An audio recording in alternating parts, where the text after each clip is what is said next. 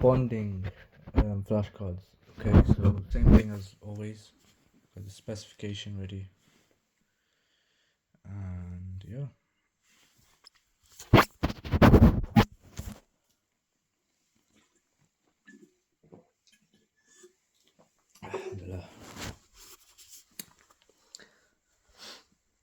So bonding is right here. So hydrogen bonding, one non-polar molecules have attraction between electron deficient H atom one molecule and lone pair electrons NOF and neighboring molecules, small temporary dipoles. What happens when you boil a liquid? And another thing physical property van der Waals forces depends on. Where is this?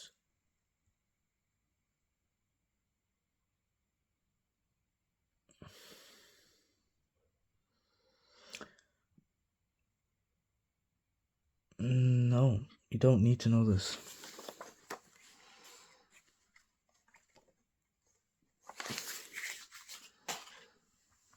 Shapes of molecules and strength of van der Waals forces. Long-shaped molecules closer together.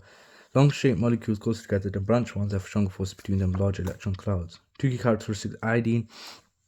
Molecules held in molecular lattice by weak van der Waals forces. Atoms held in pairs by strong covalent bonds forming iodine molecules. Three types of intermolecular forces, and what is iodine? Induced dipole-dipole, permanent dipole-dipole, hydrogen bonding, solid at room temperature. Again, this is I already gave you guys the two key characteristic iodine, so you don't need to really know this part. You already obviously know the three types of intermolecular forces: van der Waals, induced dipole or dipole-dipole, and hydrogen bonding.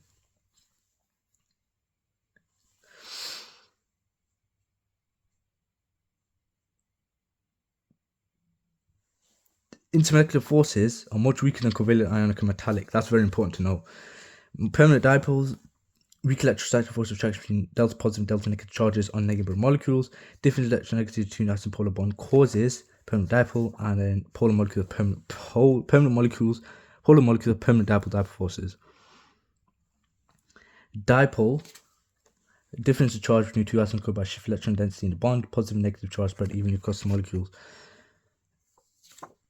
Bonding electrons pulled close towards a more electronegative atom. The polar bond atoms have equal electronegativities, therefore electrons equally attracted to both nuclei.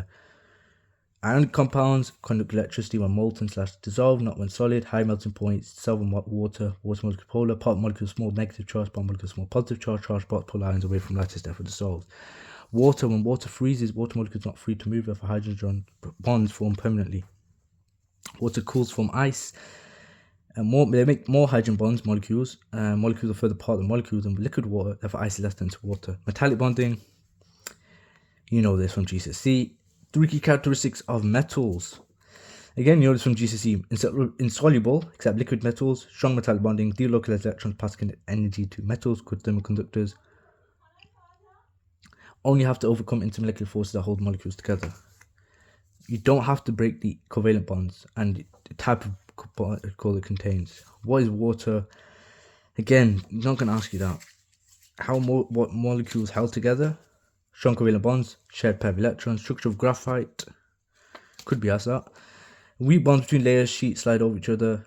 Often used as dry lubricants and pencils, where layers are quite far apart compared to length of covalent bonds for low density. Used in tennis rackets, insoluble in any solvent, strong covalent bonds, delocalized electrons free to move, carry a charge, electrical conductor. Structure of diamond, vibrations travel easily through stiff lattice, therefore good form. Thermal conductor, insoluble in any solvent, each carbon covalently bonded, 4 carbons in tetrahedral shape.